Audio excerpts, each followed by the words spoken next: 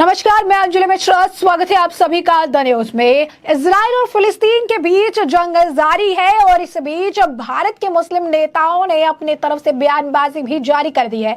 एक तरफ भारत है जो इजराइल का समर्थन कर रहा है, तो कई सारे मुस्लिम नेता हैं जो फिलिस्तीन के लिए दुआएं मांग रहे हैं और उनका समर्थन करते हुए नजर आ रहे हैं। यही नहीं, आपको बता दें कि उत्तर प्रदेश में एक छात्रों के समूह जो है उनके द्वारा भी फिलिस्तीन के समर्थन में काफी, आप कह सकते हैं, नारेबाजियां हुई और इसी के लिए पूरा प्रॉपर जो है मार्च भी निकाला गया है। आतंक के पक्ष में जो है नारे लगाए गए हैं। तो ऐसे में ये पूरा माजरा क्या है, कौन कौन जो है फिलिस्तीन के समर्थन में है, क्या कुछ बयानबाजी की जा रही है, बता दें। इन सब के बीच पाकिस्तान के एक पूर्व क्रिकेटर ने भी पाकिस्तान और बाकी देशों को आईना दिखाया, जिन देशों ने फिलिस्तीन का समर्थन जो है किया है, जहां पर उन्होंने साफ तौर पर कहा कि इजराइल पर हुआ यह अचानक अटैक जो है बिल्कुल गलत है और इसकी हम निंदा करते हैं। विस्तार से जानेंगे पूरा माजरा। सबसे पहले बात कर लेते हैं कि भारत के मुस्लिम नेताओं का क्या कुछ इस पर कहना है। तो 7 अक्टूबर की सुबह जब भारत के साथ ही एशिया में लोग सोकर उठे तो खबर मिली कि इजराइल पर आतंकी संगठन हमास ने 5000 से ज्यादा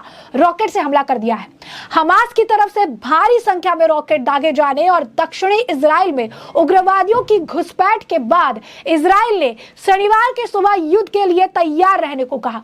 वह इस युद्ध को लेकर पूरी दुनिया बढ़ गई है। एक तरफ अमेरिका, भारत, ऑस्ट्रेलिया और इंग्लैंड जैसे देशों ने जहां इजराइल का साथ दिया है, तो दूसरी तरफ सऊदी अरब, ईरान, पाकिस्तान और अफगानिस्तान जैसे देशों ने हमास का साथ दिया है। वहीं अब इस मुद्दे पर भारत के मुस्लिम नेताओं ने अपनी आवाज उठाई है। फिलिस्तीन का समर्थन जो है वो उन्होंने इसे लेकर किया है। क्या कहते हैं वो, मैं आपको बता दें कि इस मुद्दे पर अमरोहा से बसपा सांसद दानिश अली ने एक्स पर लिखा, इजराइल और गाजा में हमलों और जवाबी हमलों की कड़ी निंदा करता हूं। संयुक्त राष्ट्र इस युद्ध को फौरन रोके। स्थानीय जो है शांति के लिए फिलिस्तीनी भूमि के सभी अवैध इजरायली बस्तियों को हटाए और फिलिस्तीनियों के जायज अधिकारों को सुनिश्चित करे। इसके बाद शनिवार से शुरू हुए युद्ध पर नेशनल कॉन्फ्रेंस के अध्यक्ष और जम्मू कश्मीर के जो है पूर्व मुख्यमंत्री फारूक अब्दुल्ला का भी बयान सामने आया है। क्या कुछ कहते नजर आए फारूक अब्दुल्ला, जरा सुनिए। जंग किसी भी हालत में बुरी होती है, उसमें लोगों का नुकसान होता है। कितने मर गए, कितने इजरायली बेगुनाह मर गए, कितने पैलेस्टीनियन बेगुनाह मर गए। जंग किसी चीज़ का हल नहीं है। अफसोस ये है कि यूनाइटेड नेशन फेल हो गई है। वो पैलेस्टाइन का इतने सालों से, सदियों से किस्सा पड़ा हुआ है और इसको सॉल्व नहीं कर रहे हैं और बेगुनाह लोग उसमें मारे जा रहे हैं। क्या करें?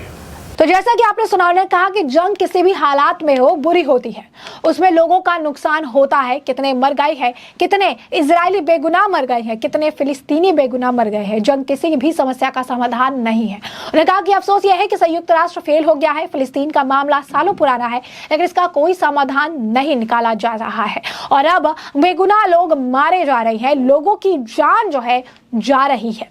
वहीं जम्मू कश्मीर की पूर्व मुख्यमंत्री महबूबा मुफ्ती ने भी एक्स पर लिखा, यह दुर्भाग्यपूर्ण है कि इजराइल फिलिस्तीनी संघर्ष के प्रति दुनिया को जागरूक होने के लिए ऐसी मौत और विनाश की जरूरत पड़ती है।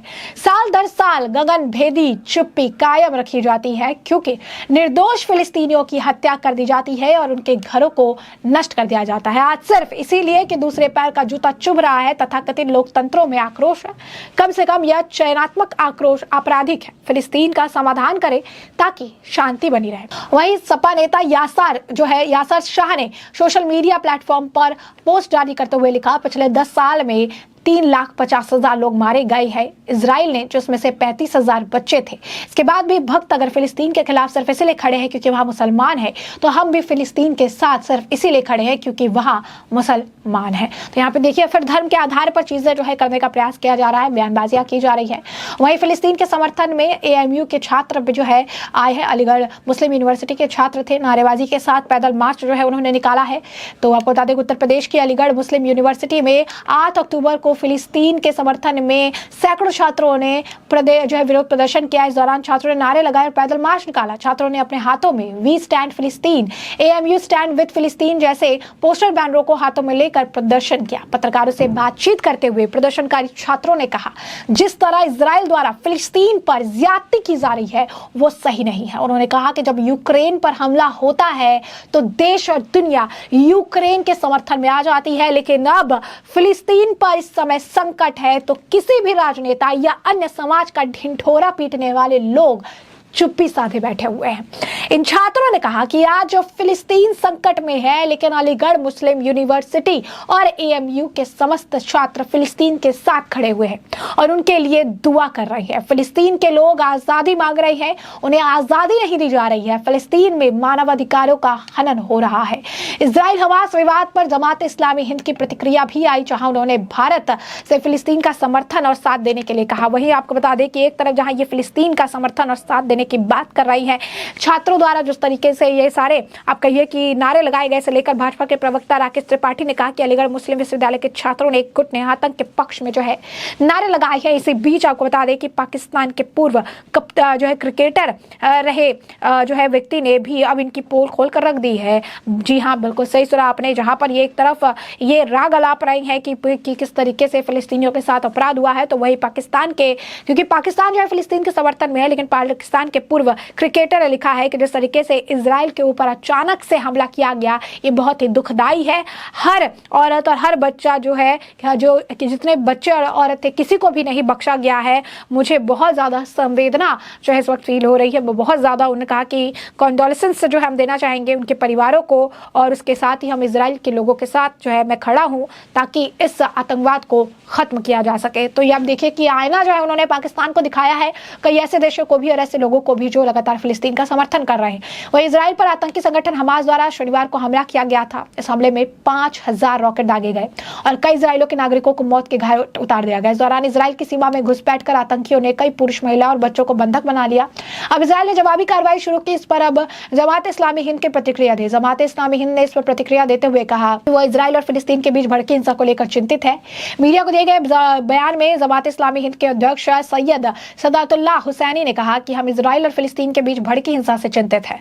उन्होंने कहा कि हमें यह नहीं भूलना चाहिए कि वर्तमान में जो स्थिति पैदा हुई इसके पीछे फिलिस्तीनियों के खिलाफ कट्टर दक्षिणपंथी नेतन्याहू सरकार द्वारा फैलाई गई इजरायली आक्रामकता है। यह हिंसा ने अब तक सैकड़ों जानें ले ली है, जिसमें बच्चे भी शामिल हैं। उन्होंने कहा कि इजराइल द्वारा कब्जा किए गए बस्तियों में इजरायली नीतियों, अक्सर मस्जिदों के लगातार अपमान के कारण इस क्षेत्रों में शांति और स्थिरता की कमी रही है। संयुक्त राष्ट्र और अंतर्राष्ट्रीय समुदाय को इस मामले में तुरंत कार्रवाई करनी चाहिए और यहूदी बस्तियों के विस्तार को तुरंत रोकना चाहिए।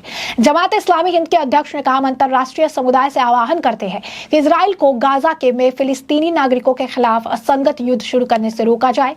जमात हिंद गांधी जी के उस कथन का विश्वास करता है कि फिलिस्तीन फिलिस्तीनियों का है, इंग्लैंड अंग्रेजों का या फ्रांस से फ्रांसीसियों का है, या भारत की सदियों पुरानी नीति का आधार रहा है। उन्होंने कहा, जमात चाहता है कि भारत सरकार फिलिस्तीनियों का समर्थन करे, फिलिस्तीनियों को अपना राज्य स्थापित करने में भारत सरकार मदद करे और शांति कायम करने के लिए अपने वैश्विक प्रभाव का उपयोग करे। तो आप देखिए तरह तरह की बातें हैं, तरह तरह का रिएक्शन है। जैसा कि हमने आपको कहा, फिलिस्तीन और इजराइल के जंग में इस वक्त दुनिया दो भागों में बटी हुई है। अलग अलग तरीके की बातें, अलग अलग तरीके की बयानबाजियां की जा रही है, और ऐसे में हमने आपको जो ये पूरा मामला है ये बड़ा विस्तार से बताया है कि यह पूरा मामला क्या है।